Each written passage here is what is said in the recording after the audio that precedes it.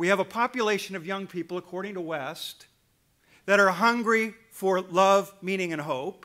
And when I think about that, I think, who better to speak to those realities than the community of Christ, the church, right? I mean, isn't that what we're kind of in the business to do? I mean, isn't that the byproduct of our community? I mean, you know, beloved, love one another, for love is of God, and everybody that loves. I mean, we're people about love. Jesus says, follow me, and if you follow me, I'll give your life purpose and direction and meaning. The psalmist writes about, you know, you sow with tears, but you'll reap with joy. We may be going to Babylon, but we're coming home. The Bible is about speaking to these issues of love, meaning, and hope. The church is supposed to be about these issues of love, meaning, and hope. But here's the problem. I see a population of young people that are thirsty for love, meaning, and hope, and I see a community that's producing love, meaning, and hope, but there's a total disconnect. So why is there this disconnect? Well, let me give you two quick reasons. One is, I think, economics. We have 112 churches in the city of Camden. We don't have one full-time paid youth pastor.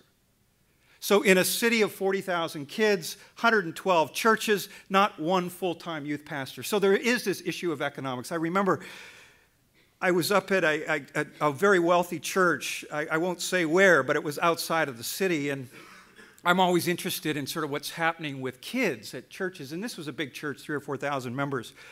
So I get up there and I said to the pastor, I said, what's happening with your youth program? And this pastor looks at me and says, Bruce, it's to die for.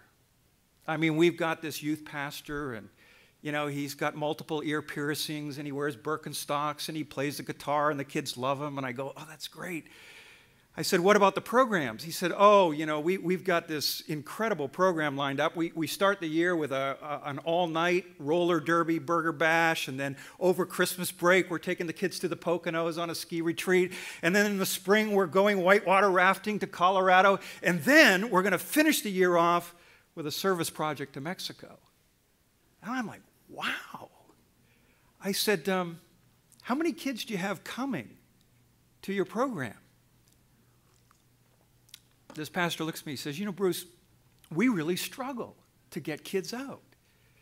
You know, between taekwondo and family vacations and soccer and ballet lessons. I said, how many kids? He said, well, on a good night, about 20. I said, 20 kids. I said, how much do you invest in your youth program? And he starts doing this mental calculation. He says, probably between $125,000 and $150,000 a year. I said, $150,000 a year for 20 kids? I mean, not that those kids aren't worth it, but do you know what I could do with $125,000 a year? We can run 5 after-school programs that reach 350 kids every day.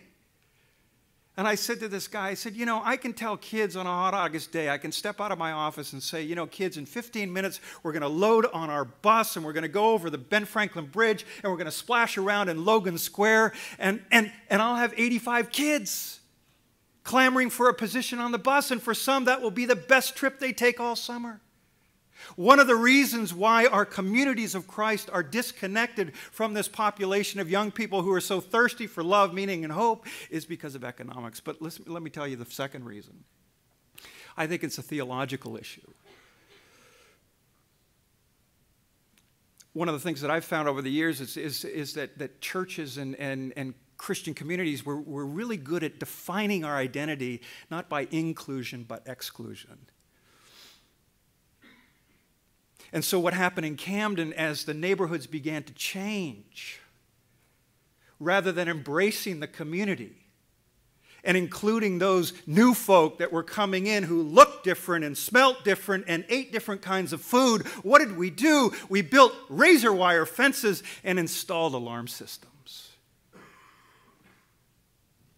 So if we're going to connect with this population of young people, we've got to address these obstacles of economics and theology.